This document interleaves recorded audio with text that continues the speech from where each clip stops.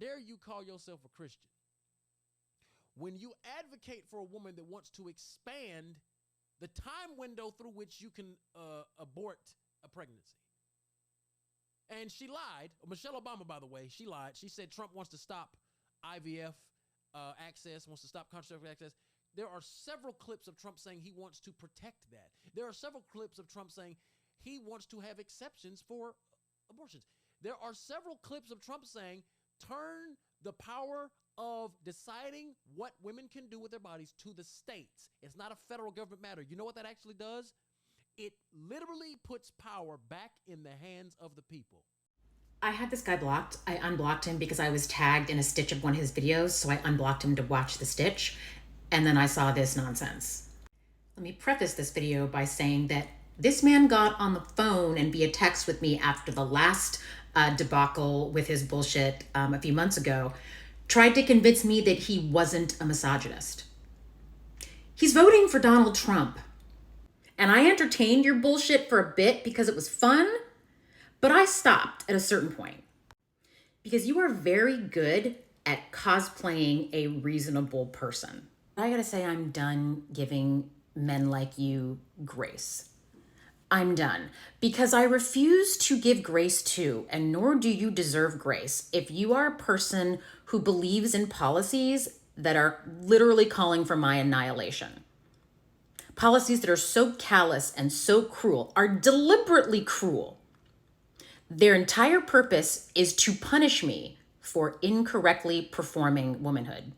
And I was initially planning, when I first started making this video, to show you some grace and to just make it about debunking your ridiculous lies about abortion.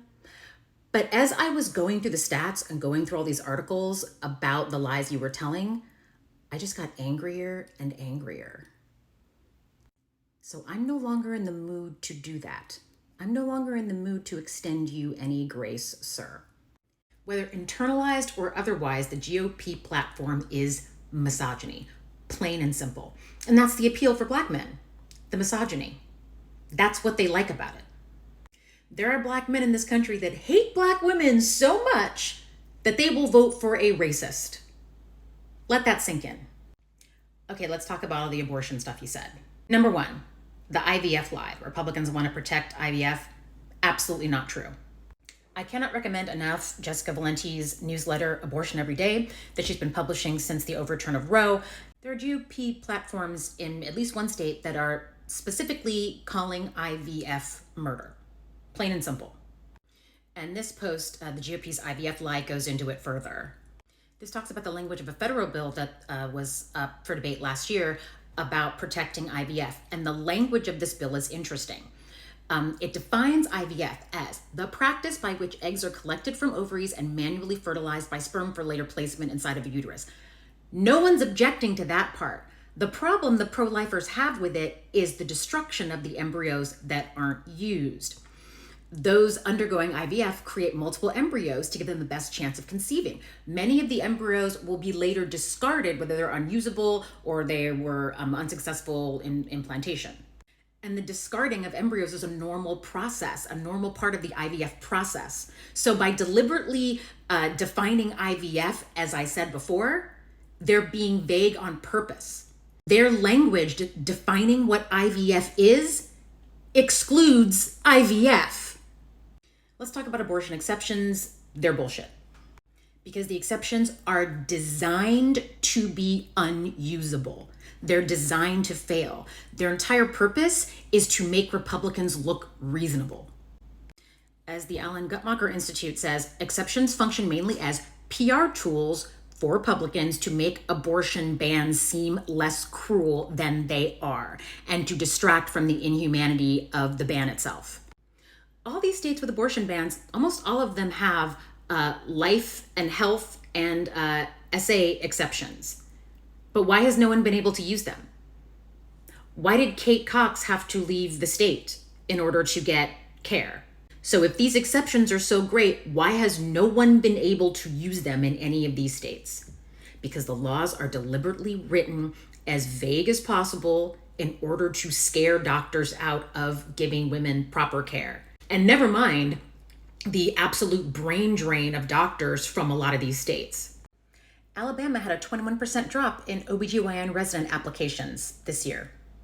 Also, universities in the South have experienced drops in applications due to abortion bans. Because a young person, particularly a young woman, and colleges are now majority women, a young woman does not want to go to a state where she doesn't have access to the health care that she might need. She doesn't want to go to college there. Exodus of OBGYNs reaching a crisis point.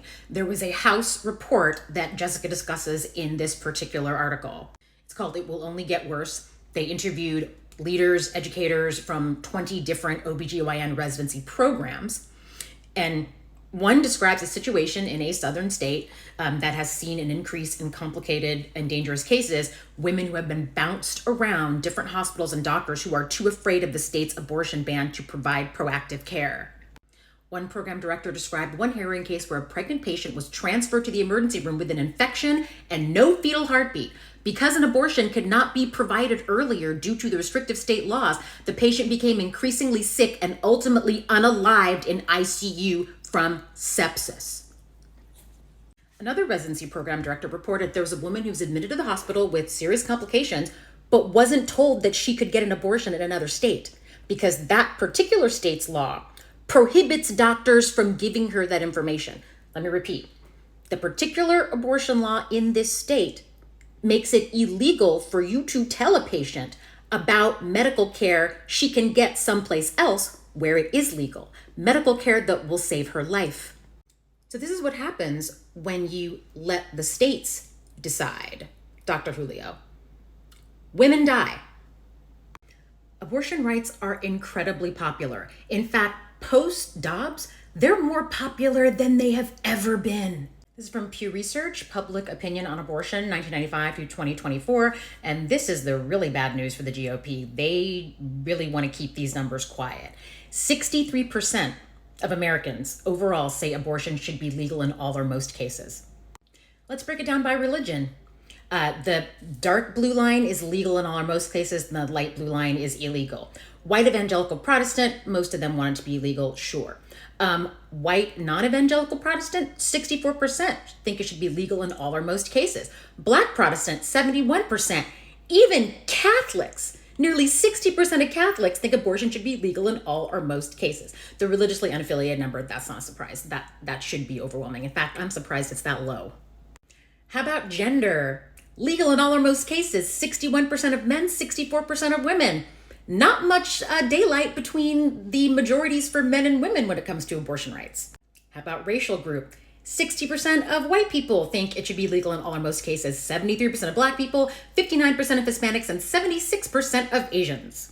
As I said, abortion rights are incredibly popular in the United States, and a comfortable majority of Americans have always wanted abortion to be legal in all or most cases. Abortion rights have always been popular in this country, always. They only became controversial when religious fanatics got involved. But let's say we're cool with leaving it up to the states, right? How about we have a ballot initiative? Since abortion is so popular, a ballot initiative should have no problem passing, right? Right? When they do get on the ballot, they pass overwhelmingly. But here's what Republicans are doing. They know that abortion is so popular. They don't want it on the ballot in these states. And they've been doing everything they can to subvert the ballot initiative process. So they're all about will of the people, except when it comes to abortion. They are willing to destroy democracy in order to limit this right for women. And they're coming for birth control next. How do I know? Because this is already happening. And feminists, reproductive rights activists, we've been warning y'all about this for 25 years. Because when we're talking about reproductive rights, we're talking about the whole gamut.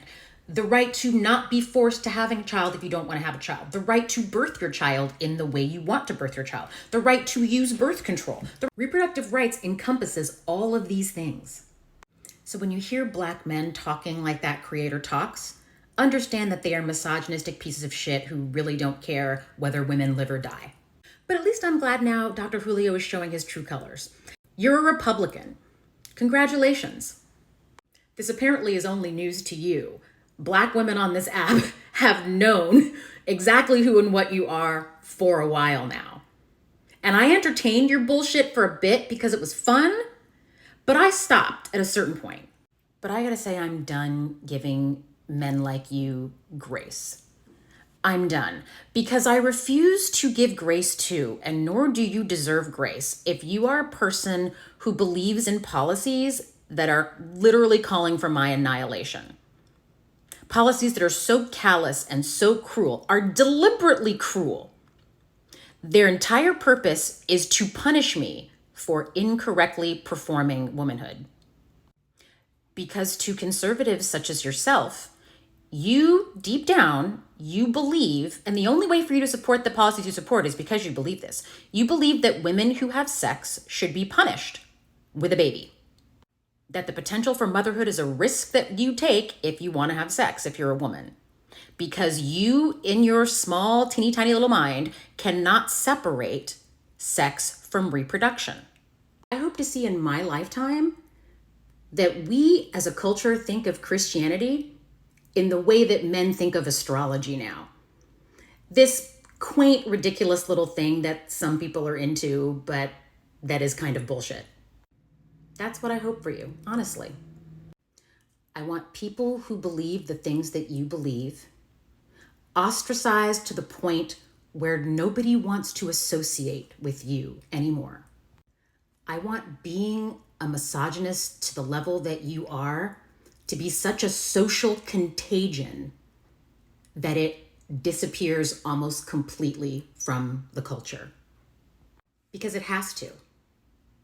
In order for women and femme-presenting people to be safe, your culture, your way of life has to disappear. Women are never going to be safe under any sort of Judeo-Christian cultural framework, because that very framework is designed to subjugate us. It is designed to put us in the situation we are in right now.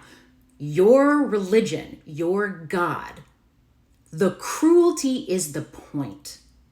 Christians are among some of the cruelest people I have ever met in my entire life, and you, sir, are right there among them. I hope someday someone takes something away from you that you care about, that your very life depends on.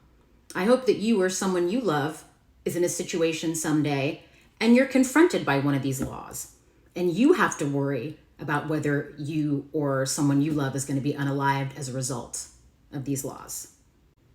But that's the only way you're going to learn, because you have no sense of empathy. So the only way you're going to learn about how dangerous what you're advocating for is if it affects you directly, because you're just that big of an asshole.